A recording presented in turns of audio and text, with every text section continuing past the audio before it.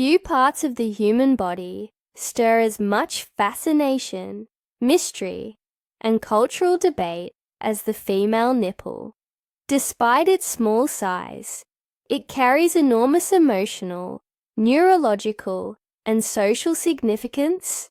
We often reduce it to a symbol of either modesty or eroticism, but beneath those surface-level narratives lies a deeper, richer reality, one shaped by biology, shaped by brain chemistry, and distorted by centuries of cultural conditioning. The female nipple is not merely a visual trigger. It's a biological tool deeply connected to human survival and maternal care. During and after pregnancy, it becomes the essential channel through which a newborn receives life-sustaining nourishment. That single function alone establishes its evolutionary importance. But nature didn't stop there. The area surrounding the nipple, the areola, is densely filled with nerve endings and smooth muscle, making it one of the most sensitive regions on the female body. This sensitivity is no accident. It serves a purpose far greater than surface reaction. Women's nipples respond quickly to subtle stimuli, a breeze, a brush of fabric, a drop in temperature. These reactions are part of a sophisticated feedback system wired into the nervous system. They don't just react physically, they spark emotional and hormonal responses that shift based on mood, context, and desire. In other words, there are complex messengers, not just body parts. And here's where the psychological twist begins. Both men and women have nipples, but why are they seen through such radically different lenses? A man walking shirtless down a street barely registers a second glance, but if a woman did the same, it would likely provoke censorship, outrage, or even scandal. It's not anatomy that draws attention, it's the meaning society has built around it. This phenomenon is rooted in the psychological principle of sexual dimorphism, how identical traits are perceived differently based on gender. The nipple itself hasn't changed. What has shifted is how we've been taught to view it. Across much of the world, cultural conditioning has framed the female nipple not as natural, but as controversial. That difference is not scientific. It's entirely social. In many Western and conservative societies, female nudity, especially the chest, has long been regulated, hidden, or outright banned. The female form is often viewed as something that must be controlled or censored. But in numerous tribal and indigenous cultures, breasts and nipples are seen as normal parts of the body. They're not sensationalized. They're not sexualized.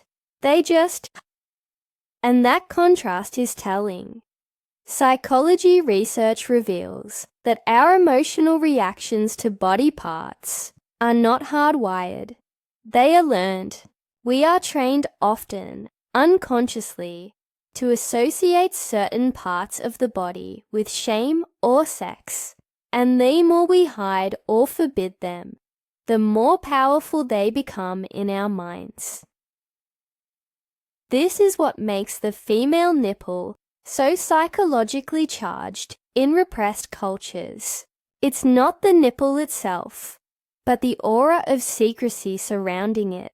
In places where women's bodies are openly acknowledged as functional and natural, used for breastfeeding, warmth, and care, the public discomfort disappears. There, a woman's chest isn't a scandal, it's a body. But in places where even a partial glimpse is met with alarm, the nipple becomes a flashpoint of judgment. This reaction is not innate. It's a mirror of our environment, our media, our rules. It's emotional conditioning, not instinct. Now, here's a scientific insight that most people don't expect. Neurologically, nipple stimulation activates the same brain regions as genital contact. This is not speculation. It's been verified through brain imaging studies.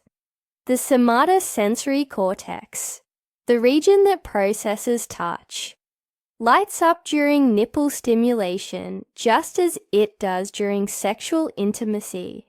This means the nipple is not just biologically responsive, it's wired directly into emotional and sensual pleasure. This neurological overlap explains why their nipple can serve both a nurturing and erotic role. During breastfeeding, it facilitates maternal bonding, but in moments of arousal, it can also be a source of intense pleasure. This dual capacity isn't a flaw, it's a feature of human design. And instead of embracing this complexity, society often reduces it to a one-dimensional taboo. We label it provocative when it's actually layered and deeply personal. This simplification does more harm than good. When young girls grow up in a world where their bodies are censored, judged, or overly sexualized, they absorb those messages into their identity. Many women struggle with shame, confusion, or detachment from their own anatomy, not because of how they feel, but because of what they've been told to feel. That disconnection becomes a quiet burden, shaping self-imagine in subtle, painful ways. Mental health is directly impacted by these messages. Women who are taught to cover, conceal, or feel guilt over natural parts of their body often develop body image issues, anxiety or dissociation when a person feels their body is wrong or dangerous. It severs the link between self and embodiment.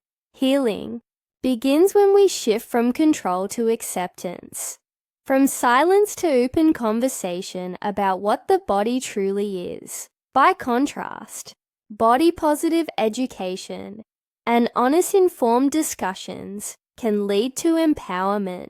When women understand their bodies on their own terms, biologically, psychologically, emotionally, they claim autonomy. They feel more connected to themselves and are better equipped to form healthy, secure relationships. This isn't just theory.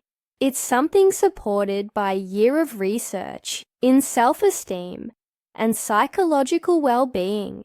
Yet despite all the science and nuance, we continue to sensationalize the female nipple. Its power doesn't come from the skin itself. It comes from the heavy silence and moral tension imposed around it. That silence is what makes it seem scandalous. That censorship is what gives it its taboo. The only way to dissolve that false narrative is through awareness, education, and empathy. When we begin to see the female body through a scientific lens, we unlock the truth. It's not a symbol of sin or shame. It's a system evolved, intricate, and built for connection. The female nipple represents nourishment, emotional intimacy, and sensuality. And those truths deserve clarity, not censorship. They deserve understanding, not repression. Once we view the body through this wider lens, our entire culture begins to shift. Even among women, sensitivity in the nipple varies greatly. Some women report powerful stimulation and emotional arousal during touch, while others may feel nothing more than a soft tickle. These differences are real and valid. Hormonal changes during menstruation, pregnancy, or menopause can amplify or dull this sensitivity. There's no single normal, only individual experience. And that too needs to be understood without judgment. Music, adding to the complexity, is the modern media battleground over the nipple. Movements like Free the Nipple didn't arise to be provocative. They were born to challenge the bizarre double standard that equates female visibility with indecency. These movements aim to reclaim bodily autonomy and normalize what should never have been taboo. Their message is simple. Visibility is not vulgarity, anatomy is not an offense. The real question isn't whether a nipple should be shown.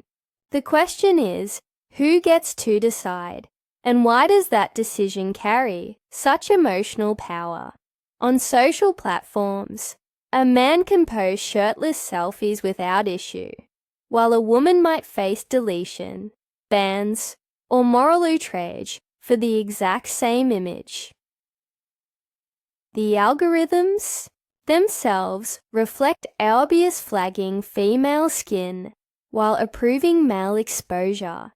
This imbalance has real-world psychological consequences. When one gender is allowed to exist freely and the other is punished for the same behavior, it reinforces a dangerous idea that the female body is a problem to be fixed, hidden, or restrained. That perception doesn't just affect women. It distorts everyone's relationship with femininity, intimacy, and empathy. It reshapes how we love, how we touch, how we communicate. The female nipple, then, is more than a body part. It's a cultural symbol, one that exposes how we treat women, how we define decency, and how we understand pleasure. To reduce it, something shameful, is to ignore its complexity. To embrace it with curiosity and respect is to allow a fuller, freer experience of humanity. The more we learn, the less we judge. The less we judge, the more we connect. So let this be clear. The female nipple is not obscene. It is sensitive, responsive, and essential. It's a point of life and a point of pleasure. It's not the nipple that's shocking. It's the societal failure to understand it, to teach it, and to honor it. That discomfort we feel is not natural. It's learned. And that means we can unlearn it if we're willing to see the truth for what it really is. Ultimately, when we replace shame with science and censorship with curiosity, we evolve. We expand what it means to honor the female body, not as a fantasy, not as a fear, but as a living, breathing, complex part of the human experience. Understanding the female nipple isn't just about anatomy, it's about emotional maturity, and that understanding is long overdue.